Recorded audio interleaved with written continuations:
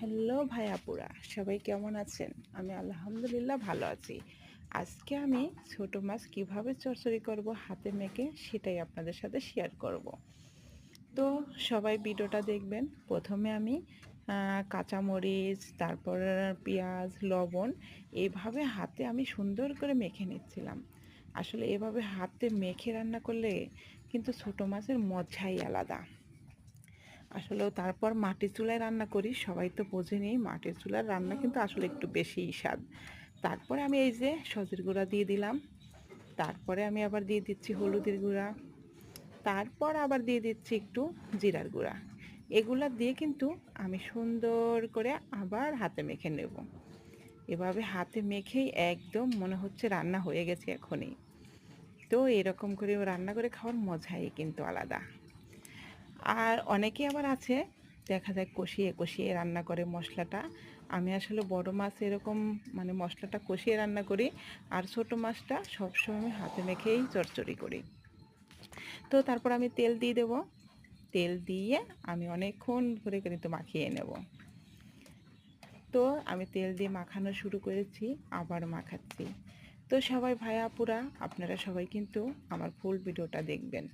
দেখার পর লাইক দিয়ে একটা কমেন্ট করবেন প্লিজ। সবাই না দেখে কমেন্ট করবেন না। অনেকেই আছে না দেখেই কিন্তু কমেন্ট করে দেয় মাশাআল্লাহ অসাধারণ সুন্দর হয়েছে। এটা কিন্তু কোনো কাজেই আসে না, আপনার কাজেও লাগবে না, আমার কাজেও লাগবে না। এই জন্য সবার প্রতি আমার অনুরোধ রইল, সবাই একটু ফুল ভিডিওটা দেখে তারপরে কমেন্ট করবেন। তো আমার এগুলো মাখানো হওয়ার পর আমি সবজিটা দিয়ে দিলাম। তো আজকে আসলে আমি ভিডিও করতেছিলাম আর ভয়েস দিচ্ছিলাম। তো আমার রান্নাটা সবাই সম্পূর্ণ কিন্তু দেখবেন। আমি ছোট আলু কুচি করে কেটে দিয়েছিলাম, তারপরে মৌলপি কচু ডাইগে দিছিলাম, বেগুন দিছিলাম। তো আমি তো ভিডিও বানাচ্ছিলাম, আর আমার হাজব্যান্ড পাশ থেকে আমার হাসানোর জন্য অনেক কথা বলতেছিল। তো দেখলাম আমার ভয়েসগুলো এলোমেলো হয়ে যাচ্ছিল। তো সবাই আমার ভুল ত্রুটি হলে মাফ করে দিবেন, আর সবাই আপন মনে করে আমার ভিডিওটা দেখে নেবেন। তো আমার মাখানো কিন্তু আমি হাতে এরকম করে অনেক সুন্দর করে মেখে নেব। এত সুন্দর করে মেখে মিলাম করে নেব আমি, দেখা যাচ্ছে কি আমার হাতে মাখানোই কিন্তু মনে হচ্ছে অনেক স্বাদ হয়ে গেছে। তারপরে আমি এই তো হাতে এইভাবে মেখে নিচ্ছিলাম সুন্দর করে। এভাবে অনেকক্ষণ করে আমি হাতে মেখে তারপরে আমি মাছগুলা দিয়ে দেবো। আসলে আমাদের বিলের মাছ, আমি বাবার বাড়ি থেকে মাছগুলো আনছিলাম।